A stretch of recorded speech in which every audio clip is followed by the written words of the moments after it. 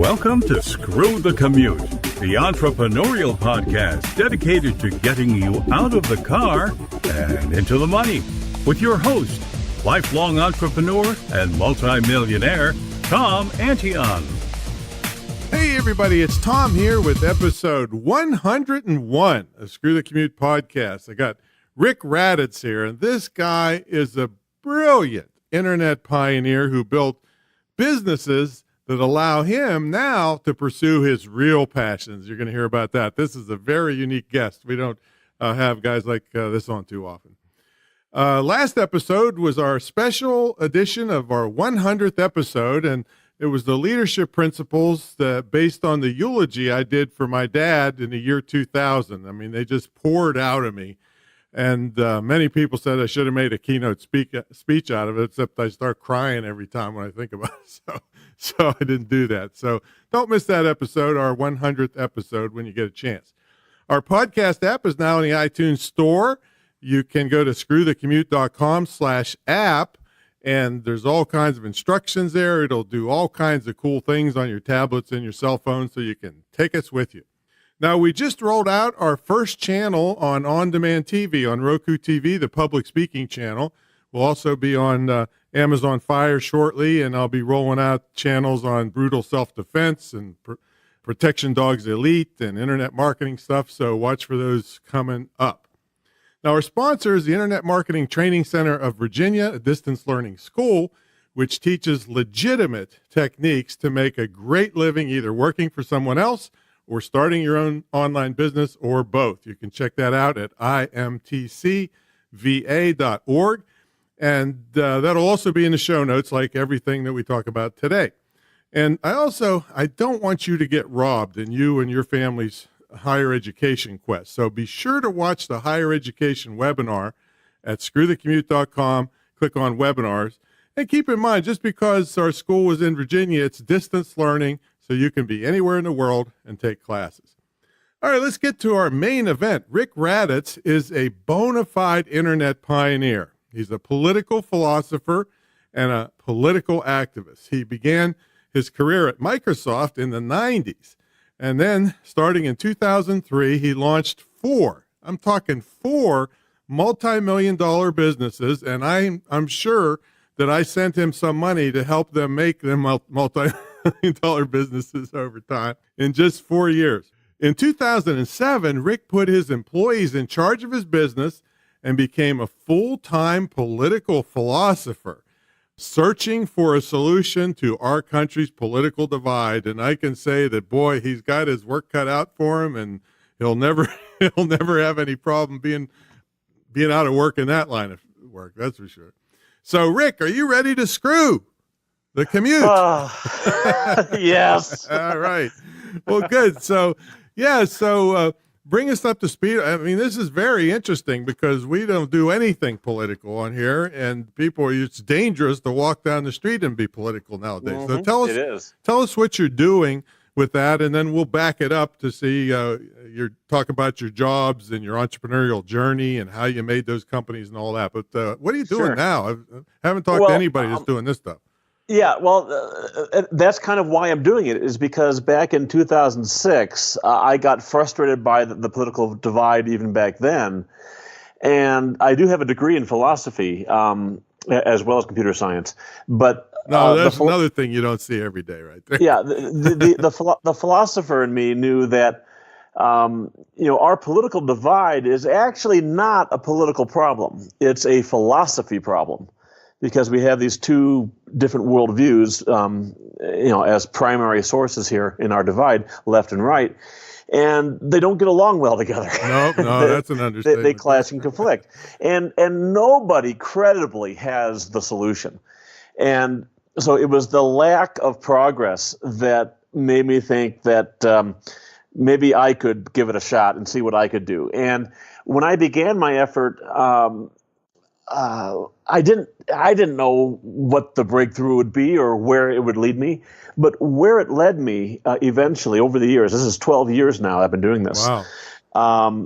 and that would be a good screw your commute kind of goal for people is to not just screw your commute, but screw the business. Yes. Have the business work for you, so that you're doing whatever it is important to you, family, Right. Philanthropy, whatever. Mm-hmm. And so I've been doing that now for 12 years. But anyway, to wrap up the philosophy segment here, where the philosophy work led me is really to economics, but a different way of looking at economics. You see, economics helps us understand the laws that govern the private economy, the private action. But there's more to society than just private action. There's public action and political action and foreign action and the action we take to govern all this action, governing action. And so what I've done is I've used pure logic to show how the fundamental laws of economics are actually universal, and they can help us understand the proper way to structure all of society. Ooh. So what you end up with is this single, simple, beautiful, elegant political worldview that's based entirely on logic, and yet has also been proved in the real world over centuries of time, wherever it's been tried. And really, we're just kind of finishing what our founding fathers began. Our founding fathers got the private economy right, they got the political economy right, and they got the foreign economy right with our strong national defense. And now we're trying to figure out our public spending, our public economy, and we're trying to figure out what the right thing to do is relative to the future, sustainability and the limits we want to live within. And so really my work is showing how the laws of economics can help us understand how all of this fits together. Well, I think you said nobody credibly has the solution, but I think I have it right here. Oh, you do? Okay, Yeah, okay. We're going to build the wall, but not on the southern border. We're going to build it between the left and the right so they don't kill each other until you get to your, what do you call it, pentonomics? Or what was? Yeah, it's pentonomics, the 5 economy model of society. And so I kind of just explained how we're going to apply the laws of economics or use the laws of economics to understand all 5 economic spheres. But the idea of splitting the country up, is a serious topic in some places. Well, we did have a civil war at one time in the past. Yeah. And there have been examples of like Scotland and England or the UK, having their issues, and Spain and there's a Germany Catalonia had a wall there. For a very different reason. Yeah. And so maybe California and New York and a few other states could become the left United States, and the rest of America could become the right United States, and we could just go our separate ways and see how it works. Well, it's too bad you can't shuffle them around like on a shuffleboard, like move one over next to each other so they're happy. Yeah. Well, a lot of right-leaning people like to point to left-leaning failures, like Illinois' government is in debt, so is California's, and so on. However, there are exceptions. I live here in Colorado, and Boulder is a very left-leaning city, but they're so far left that the left then has to govern. They can't blame it on the Republicans. and so in Boulder, for example, they've ended up in this kind of neat mix where they're actually fiscally conservative, but within those limits, they're very socially progressive. And that's actually what my work in philosophy suggests is the right answer, is we need fiscally conservative limits and basically conservative limits across the board. But then within those limits, we let competition play out so that we can find better and better ways to help people and so on. So it's that combination that I think is what's going to be the ultimate end point of our current political era. Well, it's just kind of like the globe. If you go far enough east, you're west. Mm-hmm. And so if you go far enough left, you're right a little bit. So what do you think about all these? Everybody's hitting up some far left people about how are you going to pay for all this stuff? It sounds great, But, you talk about economics, they're saying like you could tax the rich, and it wouldn't even pay for a zillionth of these things you're proposing. So that's economics, isn't it? Well, there's certainly, economics is really two different things in my mind. There is what's called economic analysis, which is using the tools of economics to understand how people make decisions. And then there's more kind of a philosophical economics. And that's what I'm focusing on. That's what helps you understand the laws that govern society that we have no choice about. And so what you're talking about, I think, is a little bit more along the lines of economic analysis, understanding the world that we are deciding about right now. Now, what my philosophy work suggests is taxing the rich is not the answer, unless the rich got rich by true theft. Right. Okay. Right. In which case, the theft should be taken away, and they should be in jail, and, that's and the not whole really bit. A tax. There. Exactly. But you see, there's a philosopher named John Rawls, and what he argued many things, but one of the things he argued is that inequality is justified if, and I think he would say only if, the inequality is an unavoidable side effect of whatever system ends up making the poorest among us best off, or as best as they can be. So one of the things about capitalism, or the free market in the private economy, is that it doesn't matter how greedy you are as long as you don't lie, cheat, steal, kidnap, rape, kill, coerce, dominate, etc. So as long as you stay within the line of harm, as philosophers call it, your greed is okay. Because if a hurricane comes along and the price of ice would normally go sky high, we might say, hey, that seller is being greedy because he's charging $200 for a bag of ice. Well, yeah, but what does that do? That encourages people from all around to truck ice in. Right. So by allowing the price to go to wherever it goes, that creates the incentive for even greedy people to start helping out. And so it's this alignment of interests that's most interesting to me in the private economy. Now, currently that view is illegal, right? in most states, yes. Yes. You're not allowed to do what's called price gouging, which is when there's an emergency, you're not allowed to have your price be like 2 times higher or more than it normally is. And then I'm not sure if there's ever been any successful lawsuits on that. Right. Maybe there have been. I don't know.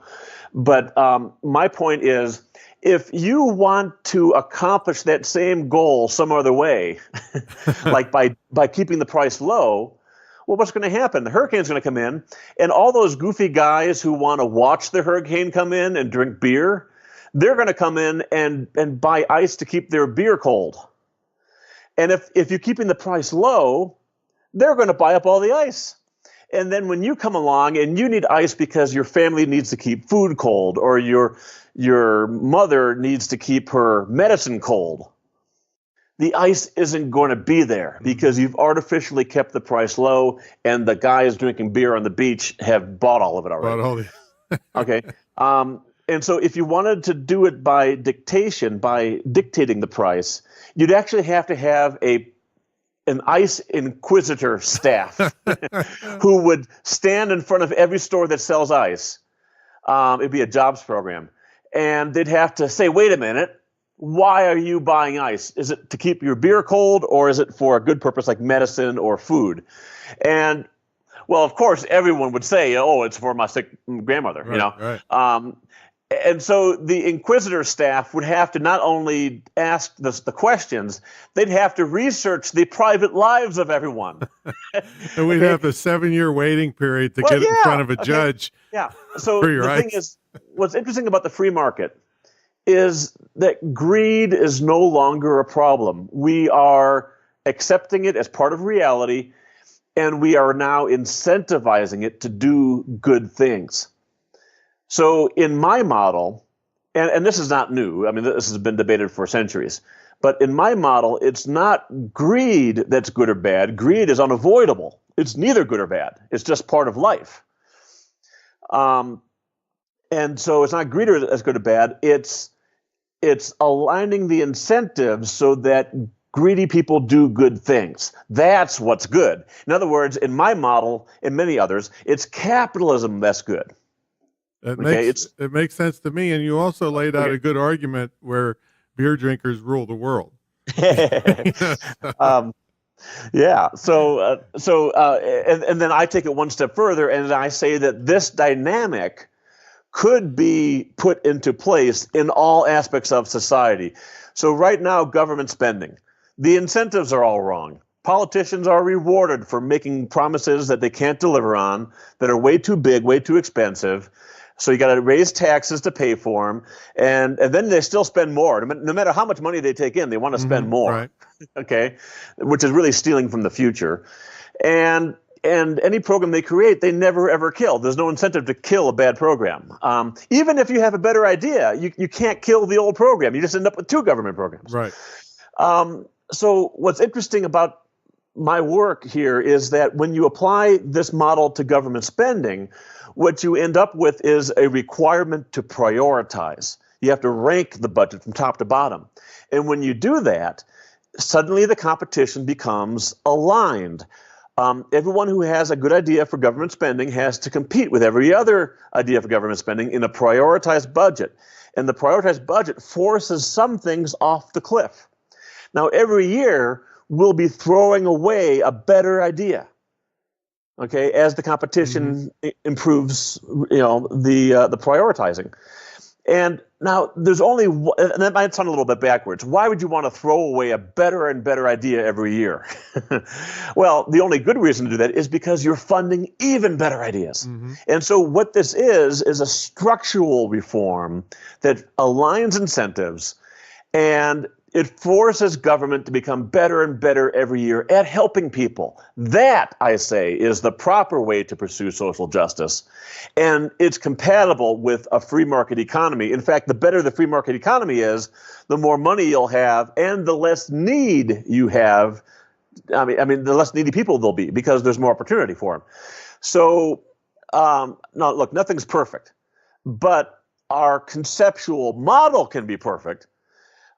Just like 2 + 2 = 4 can be perfect, right? So we can now start to understand the laws of economics as they apply to all human action, and we can start coming up with some really, really interesting solutions. All right. Now, you mentioned this as work a little while ago. Now, is there work? Is there paid work for someone doing what you're doing? You called yourself a political activist. So are you a lobbyist, or are you, how does one, or do you just, because you made so much money in the businesses you were successful in, you're able to do these kinds of things without having to make money from them? Yeah, well, I designed my businesses largely to work on their own. And so I didn't have a whole lot of cash on hand, but what I had was really good cash flow. Right. So every month I got, my money came in from the business, and I was able to keep things going. Actually, 3 of my 4 businesses died from my neglect, and then 1 quadrupled in size. Okay, so it evens out. That's economic. So it kind of I got lucky, and it kind of evened out. So I'm not recommending people do this, but it can be done. I did it, and with maybe just a little bit more oversight on my part, I could have had 4 businesses that quadrupled by outsourcing even the management of the businesses, but still keeping oversight on them a little bit more than I did. Yeah, and I want to get into those businesses a little bit, but for your current thing, is what you're doing, as your passion, is there a way to monetize that? I think there is, if it becomes widely popular. You see, the way people make money with ideas is they sell those ideas to people who already agree with the ideas. So you have a marketplace. Wasn't it a think tanks? Isn't this what they do in these quote think tanks? Yeah, but they don't make a whole lot of money. Right, Those are mostly nonprofit organizations, and they pay their people, as little as they can, Right. and they're in it for more for the purpose and the passion. But what's his name? Peterson, something Peterson, Jordan. Yes, Jordan Peterson. Yeah. Jordan Peterson. Okay, I couldn't get the first name. So he's making like millions of dollars a year. Okay, at this point, I believe something like that. I mean, he's making really good money now, and he did it because his YouTube videos just took off. Right. And then he was able to turn that into a book, and he was turning it into speaking gigs. He's on Joe Rogan Experience. And he's getting all these people donating money to him through Patreon, which is his money to keep. Okay, it's not a nonprofit thing; it's a for-profit thing. But why is that happening? It's happening not because he's saying something new. Okay, he's just saying something old better than anyone else is. And so the people who agree with him, they're like, yeah, he's our champion. Go Jordan, and here, have some money, and whereas what I'm doing is very different. I'm saying, wait a minute. The political right has part of the answer. They're right about the morality of capitalism. They're right about the limits we need to place on government. They're right about the strong national defense. They're right about fiscal sustainability. But also the left is correct about some things, especially the need for a better approach for social justice. Okay? And it's only by taking a step back and really thinking deep that you come to the conclusions that I have about, the universal laws of economics. So now what? How do I make money on this? Well, it's hard to make money by telling everyone you're wrong. Okay? They don't want to hear that. Well, and even if you say you're mostly right, but you're just a little bit wrong over here, they don't want to hear that. Right. They don't want to hear that. And so I am not expecting to make any money from this. I haven't so far. I've had some people donate some money and some people donate some time. But I'm actually working on what I'm considering the final video series right now, actually, and so maybe in a month or two I'll have that up and published, and then I'll turn that into a book, and then I'm largely done. I'm going to keep on doing PR, and I'll keep speaking when I'm invited, but I'm not going to do kind of the political activism as it's commonly understood, because you do that if you have a popular policy to push. I am trying to launch really an intellectual revolution, okay, an awakening, an enlightenment. In a place that there's not a lot of intellectuals. Well, no, there is. It's one of these things where percentage-wise in this country, I don't think so. Well, yes, I'm not sure. I'll give you that. But my point is, I think, it's just a guess, I think the way for me to get this to become a big thing is for me to get my content down in a very consumable format. So a series of videos and a book, okay? And then a blog. Okay, I'll do a blog too, a daily blog on the news. And then I'm going to combine that with a whole lot of PR, because the news changes every day. So I can do a press release every single day, right? And so, look, the left says this, the right says this, Pentanomics says, ooh, whatever. And so I can keep on producing my press releases, and then I can get interviewed on the podcasts, on the blogs, on the talk radio shows, and whatever else. And I can start making news. Maybe because no one else agrees with me, because I'm the contrarian, because I have a different opinion. And kind of like this show right now, it's something people haven't heard before. So it's hopefully a little bit more interesting than the same old thing. So I think by having the content in video and book form and a blog form, and by doing PR, that's going to be my main focus. Now, if it takes off and if it enters a national debate, if people like Joe Rogan suddenly flip and they become Pentanomic, okay, and then it forces everyone to wonder, what is this Pentanomic thing? And then they all discuss it. They all buy the book, okay? if all of that happens, let's say 20 years from now, I don't know, I have no idea how. Well, by historical standards, the best guess is 50 years after I die. If I'm lucky, That's I'll something be to very shoot famous. for. Yeah. Okay. So if I can have this happen in my lifetime, even better. And we do live in the internet age. We live in the Well, age yeah, of it viral could happen talk. overnight, really, So if the right people get behind it, and exactly. then you'd never do this show again.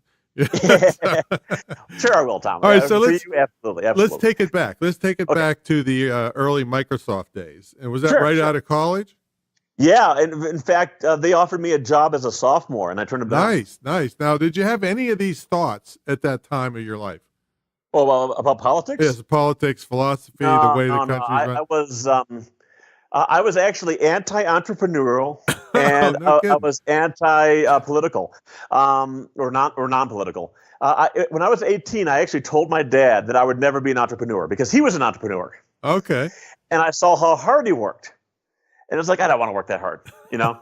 I just want to show up, get my paycheck, go home, have a barbecue, have a nice life. And there's nothing wrong with that. So, yeah, so I actually said I wouldn't be an entrepreneur when I was 18. But then I went to Microsoft because, hey, I'm not going to be an entrepreneur. I'm just going to work at Microsoft, right? And I made millions at Microsoft. I gave them all to my ex-wife, but, you know. But anyway, so I went to Microsoft. And I was just focused on being a good employee and doing a good job there. Then I didn't get political until 2006 when I was 38 years old. All right. So how did you transition out of the Microsoft to building these 4 massive companies? Well, I don't know if they're massive, but they're good enough for me. Yeah. The first thing I did after Microsoft is my dad had a business, fundraising.com, good domain name. Yeah, really. And so he sold products to school and school groups to help them raise money, right? So lollipops and cookie dough, pizza and catalogs and all that kind of good stuff. So I came to work for him doing his internet strategy. And it also happened to be when I was getting divorced, and I just gave all my money to my ex-wife because I knew I could always earn money and make it over again or whatever. I wasn't too worried about it. So I did that for a couple of years, like 2 years, and then I was out on a walk with my wife, my new wife, Amanda, my second and forever wife. There you go. And we were just talking about what I wanted to do because I wasn't making much money working for my dad, you know.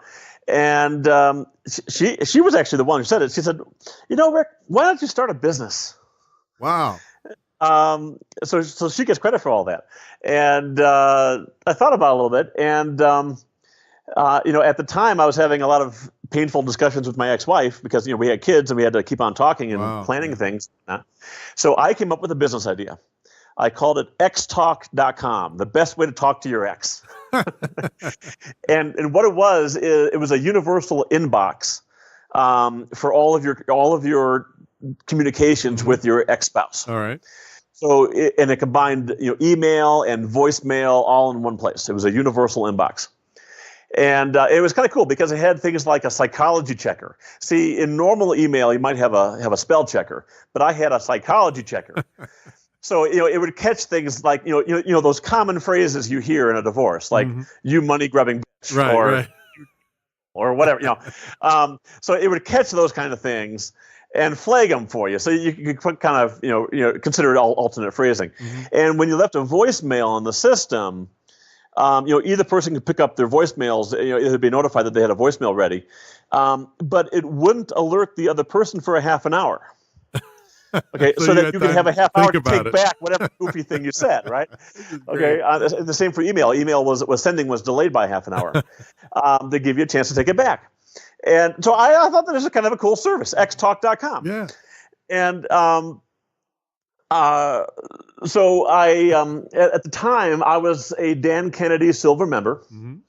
I paid $119 ever to get his subscription for a year, and that came with a Dan Kennedy critique of my sales letter. So and then Dan Kennedy is funny. He wants to fax back his answer to you. Right, I know. Yeah. Mainly so that you can't easily send a reply, probably. But so I submit my sales letter and give them my fax number, and like a month and a half goes by. I actually forgot that I even did that. then suddenly I get a fax. Okay, it's one paragraph from Dan Kennedy. Okay, and I remember what it said. It said, "Well, Rick, you have a very good sales letter, I have to say." Like, wow. I'm like, woohoo! Dan Kennedy loves my sales letter. Yeah. And then he said, "But," okay, but, and then he said, "I'm, Dan Kennedy was going through a divorce at this time too, apparently. So I'm actually going through a divorce right now, so I'd be a candidate for your service, but, I don't really think I need your service, and even people who do need your service, they're going to get better, and so they're not going to need your service for very long. And these people you're trying to sell to, they're consumers, not businesses, so they're not going to want to pay you a lot of money. And how are you going to find these people who aren't going to pay you a lot of money for not very long?" He said, "The only people who could be your affiliates are divorce lawyers and psychologists, both of whom are not used to being affiliates, and they may have real or perceived reasons why they ethically or legally can't promote services. So really fascinating idea here, Rick, and good sales letter, but I don't think you have a business." Okay. Thanks, Dad. So thank you, Dad. So now I was faced with the classic entrepreneurial question. Do I listen to my mentor or do I ignore my mentor and confidently go forward and launch the business that will change the world? And I decided to listen to my mentor, which is why no one has ever heard of xtalk.com. You still own the domain name?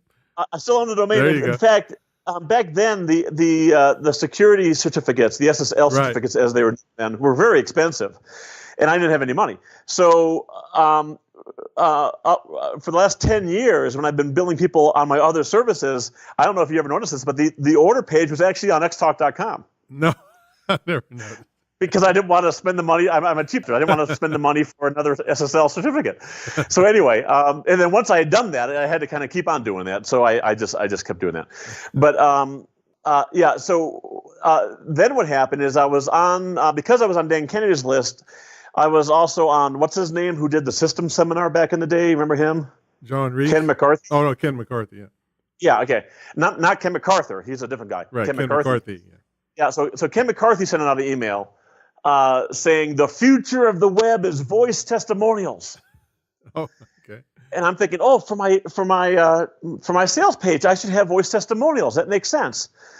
And he said, so click on this link to see some examples of voice testimonials. And I clicked on that on the link, and it took me, of course, to the System Seminar 3 sales letter. Right. Now, I don't know if he really believed that voice testimonials were the future of the internet or not. He just wanted me to go to this sales letter, right? Of course. But he got me thinking, how would I collect voice testimonials? I don't even know how to do that. And I'm a programmer. But then I'm thinking, wait a minute, I just built this voicemail system. I could reconfigure that, and people could call up and leave testimonials on the system, and they'd be automatically, instantly on the web. So that became the basis for my actual first business, which was instantaudio.com, which got private labeled as audiogenerator.com, which is I think is how you and I met. Yeah. And I used it for years and years and years, and I hated it when it went away. Yeah, so it went away just 11 months ago. Yeah. And you know what's amazing? I also eventually added a video business and webpage hosting and so on. But I had someone sign up for my video hosting service a week before it closed in 2018. Oh. Now, in the intervening decade between or 12 years from launching it to killing it, or more than that, even 16 years. I mean, the world had progressed in video. Okay, a little bit. When I launched, we still had to worry about modem, like dial-up modems. Right. So I wanted my video to work on 56 kilobit per second modems. So they were very, very tiny videos. So by the time I killed the product finally, it was it was only servicing people who still had, Right. legacy videos. But someone actually signed up for the thing a week before I closed it. I couldn't believe it. But yeah, so that's I haven't told that story very often, but it was actually a combination of my wife saying, "Hey, why don't you start a business?" Me currently being in the moment of this, tough communication with my ex-wife, creating the technology, but then having Dan Kennedy poo-poo my business idea, and he was right to do so. And then, luckily, someone else on some other email list I was on, this is why you want to stay on all these email lists, gave me the idea to transform the technology I built and make a real product, and we made $20 million on the thing. Yeah, it was great. But you mentioned 4 businesses. What are the other ones? Okay, well, I had the audio hosting business, the Right. video hosting business, kind of a mini web page hosting business. It was called Marketing Makeover Generator. It was the thing where you fill in the blanks and you get a squeeze page. Right. Okay. So kind of like what ClickFunnels is doing, only they did it right, and they did it more dramatically. And then there was the conference call business called InstantTeleseminar.com, and that's the business that quadrupled in size and still going today, making millions of dollars. Still getting my $60 every month or whatever it is. Yeah. Thank you. I appreciate it. Yeah, no problem. And I'm happy to provide the service to you. And so in just a few, I'm not sure when this will air, but around spring, early summer. Oh, it'll be before that. Yeah. So spring, late summer, or early summer 2019, we should finally launch my video conferencing business. And it'll be audio plus video plus screen sharing, the whole live webcam video and streaming, live streaming, all the bells and whistles that you want, but even more beautiful and elegant of an experience than you've ever had. And stable, I hope. Stable. Yeah, That's what I care stable. about. Yeah. So we're targeting Zoom. We're trying to out Zoom is our goal. Wow, this has been crazy, man. We never had a call like this, I'll tell you that. Talking the only economics I talk about is, okay, how many thousands did you make on that last email promotion? And that's my country bumpkin attitude about the whole thing. You're a big thinker, man. So what do you like best about working for yourself, and what's the worst part? Let's see. Well, the best part is absolutely the freedom. I mean, it's kind of a cliche, but it's real. And a lot of my peers who were up on stage talking at marketing conferences and so on back in the day when I was doing that, they talk about the lifestyle. They talk about walking the beaches of the earth, and for some of them it's true, but the vast majority of them were working their butts off, and so. I think, see, the funny thing is I actually bought into their rhetoric, but I actually wanted to live that life. And so, again, that's why in 2006, when I started to catch this political philosophy bug, I kind of went half-time at that time into political philosophy. And then in 2009, when I made my first big breakthrough, and I realized how big the breakthrough was, that's when I went full-time into the philosophy. But I could do that because I set up my businesses in a way where they largely ran on their own. There's some staff involved, right, for any glitches in Instant Oh, Teleseminar? Yeah. I have 11 employees right now. We have customer service person, we have a product designer, and then 9 developers. Well, among the 9 is a tester and a graphic designer. Yep, and it's that's the true lifestyle business. I mean, I don't have to do this anymore, but I kind of love it. I'm single, no family, got 1 million dogs. I got 25 dogs here right this moment. Oh my goodness! Yeah, so I'm kind of a dog. We have one golden doodle. I think golden doodle. That's cool. I think the energy from my golden doodle can match up against your 25 dogs, whatever it might be. Right. I'm pretty sure that's going to be an equal. Let's try it. Man. So we got to take a brief sponsor message. When we come back, we're going to ask Rick, in this lifestyle business, what's a typical day look like for a guy that set himself up like this, and how he stays motivated. So Folks, I'm down on my knees begging you to check out a particular webinar or pass it on to someone who could use it, but it has to do with higher education. And if you're considering getting retrained because you hate what you're doing or you want a better life for yourself and your family, or if you have kids or nephews, nieces, and neighbors who are wondering if they should burn up hundreds of thousands of dollars and then end up broke with mountains of debt and no marketable skills, am I painting a bad picture for you folks? Well, you just got to watch this webinar. You have nothing to lose and everything to gain from taking a little time out and visiting screwthecommute.com and click on webinars and watch the one on higher education. But I got to tell you, be prepared to be mad because a lot of these colleges and universities are inflating grade point averages to make people think they're smart when they're actually dumber, and there's plenty of proof for that. So I don't want to see you wasting money on stuff like that. So check it out at screwthecommute.com /webinars, or you can click on webinars in the nav button. All right, let's get back to our very unique guest. Never had anybody on like this before. Didn't even know about that. I always thought of Rick is a big tech guy, and that's true, but he's taken it to a level that none of us could imagine. The people that listen to this, we call the people listening to this screwballs. so this is the highest level conversation we've ever had. But what's all right? You built this business. You're in this philosophy and political activism. What's a typical day look like for you? I don't know that I have a typical day. It's not commuting to work, I'll tell you that.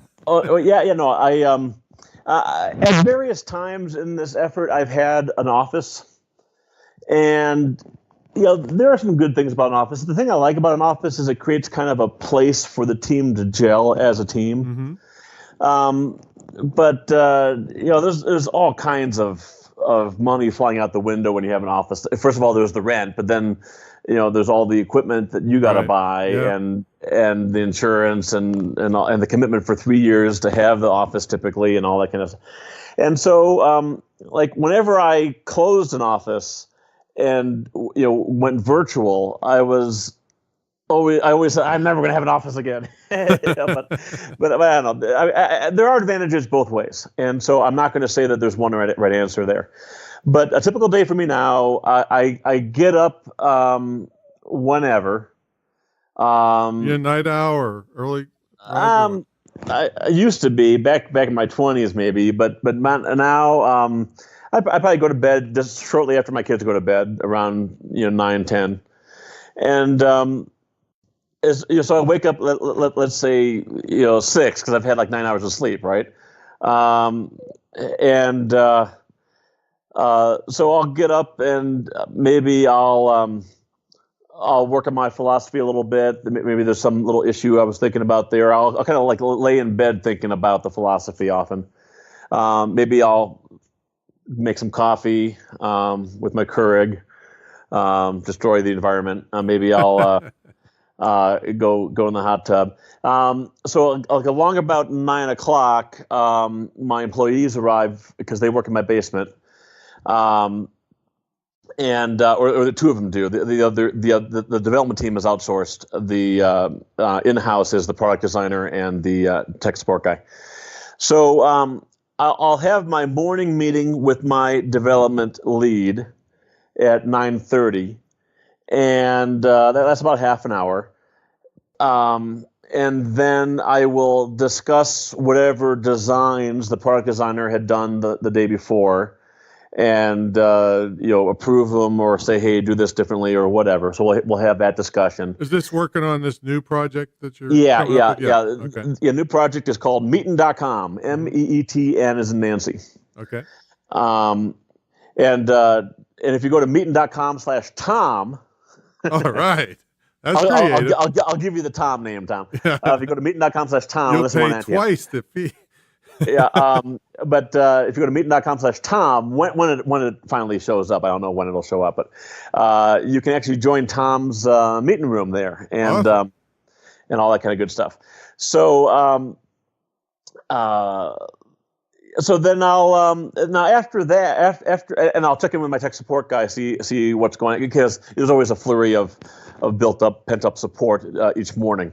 So I'll stop in with the tech support guy, kind of see if there's any issues he wants to escalate or talk about there. This is on Instant Teleseminar, right? Yeah, exactly. Yeah. So, but then, so it's about 10 o'clock, 10:15 or so, and I'm done for the day.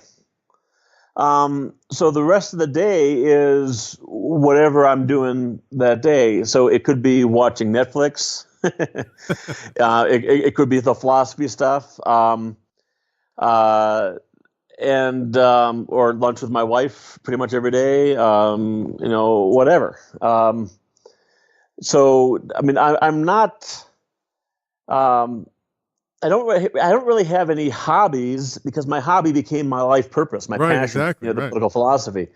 And so it's either that or I am escaping the world through Netflix or the hot tub, So it's really, total immersion into the reality of life in philosophy or total escape by watching Battlestar Galactica, the remake again. I know the feeling. I watched 88 episodes of The Equalizer from the 80s. The Equalizer?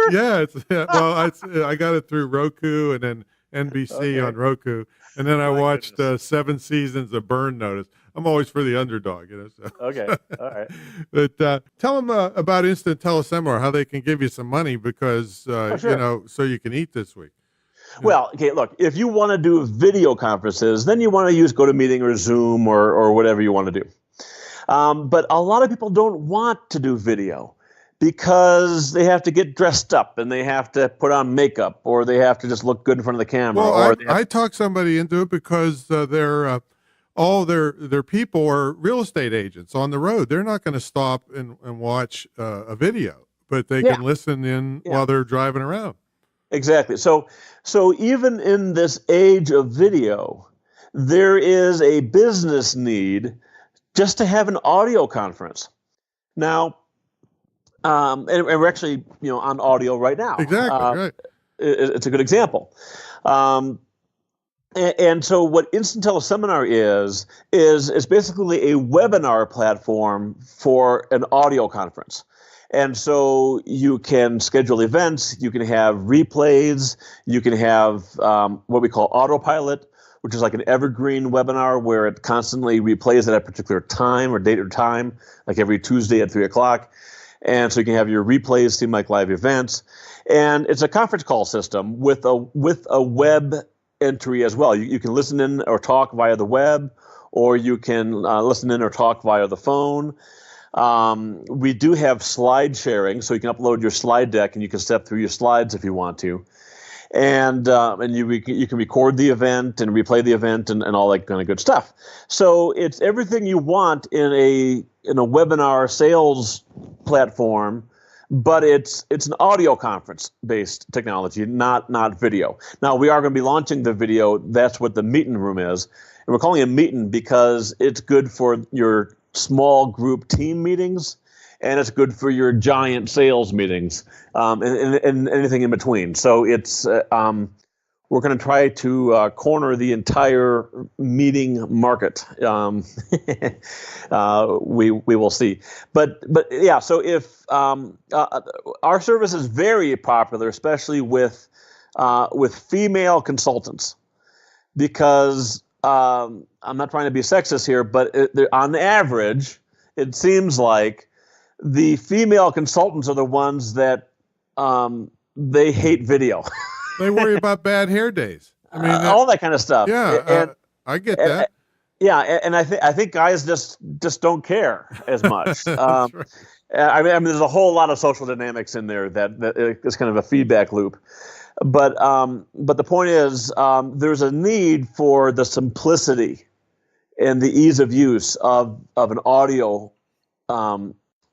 medium to use as your sales tool. So, in fact, I heard a stat from an ex-employee of freeconferencecall.com.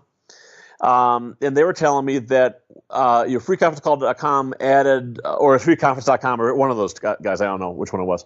But he was telling me that when they added the video onto their system, free video, only about 2% of their call times are video calls.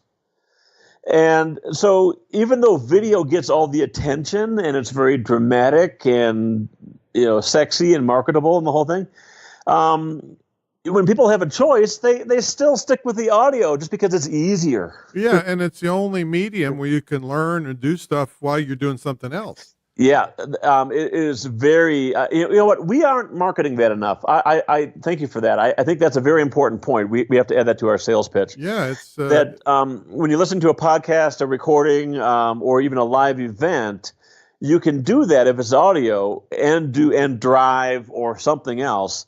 You can't do that really at all if video is part of it. Well, yeah, and Rick, I took some consultation from when I started my school. It's it's a licensed school by the state of Virginia, vocational school technically. The consultant, I was saying, well, I've never really got students. I've gotten like coaching clients and mentees and all that stuff, but going after students, and they said, hey, forget the webinars. If you're going after the younger market, nobody does webinars at any of these big distance learning schools because the kids won't sit down and watch it, but they'll download a podcast or an audio recording to their iPhones and listen to it on the run, and that's how they make their decision to go to that school. They'll never sit for a webinar. Oh, interesting. So it's just another thing for audio is going to be around until they start embed it in your head. Well, I mean, I think that's got to be the reason why I still have a business all these years. Right. Even though the marketplace has moved towards video, the actual content creation is there's still enough people to have me have a real nice business just doing audio. Well, I mean, look at the name of this thing, Screw the Commute. There's millions of people stuck in traffic every single day. Yeah. And they're turning those cars into what they call rolling universities. And then another thing, when webinars first came out, I was totally against them because when you have a market that's not tech savvy, and in the old days they had to download software and install and do all this crap, nobody on earth messes up dialing a phone. Yeah. So they took her out all of that. So it is easy, and it's the only medium that they can still learn with. So Rick, this has been really interesting. It's been, like I said, totally different from many things we normally do. Okay. So I want to thank you, man, for coming on. And where do they? So they just go to instanteleseminar.com to sign up. Yeah, and so we'll have that in the show notes for everybody. I've been using the service forever.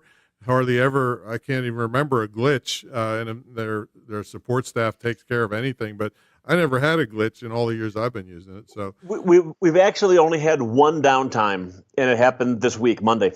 Wow, yeah.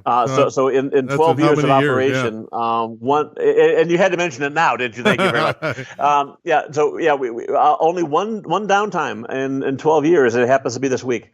Well, how long did it last? You fixed it, right? Yeah. We fixed it, and customers are fine, and stuff happens, and we've got a lot of people saying, I've been with you 11 years. This is the first time I've ever, had a problem. Yeah, that's what I'm hoping for Meetin. What's it called? Meetin.com? Meetin.com. Yep. MEETN as Nancy. There you go. All right. So thanks so much for coming on, Rick. Good luck with the new project. A guy like you doesn't need luck, but we'll throw something your way anyway. I need luck. Trust me. And, our political divide. Are you kidding me? Oh my goodness. Yeah, that's why I say build the wall between the left and right, and you'll be safer. So thanks everybody for listening to this very unique episode. And don't forget to subscribe and review over at iTunes and download that app. It'll make it a lot easier for you to take us on the road and listen to audio. Listen to audio because it's the only thing you can do. Learn from while you're doing something else. So catch y'all later on the next episode. See you later. Thank you, Tom.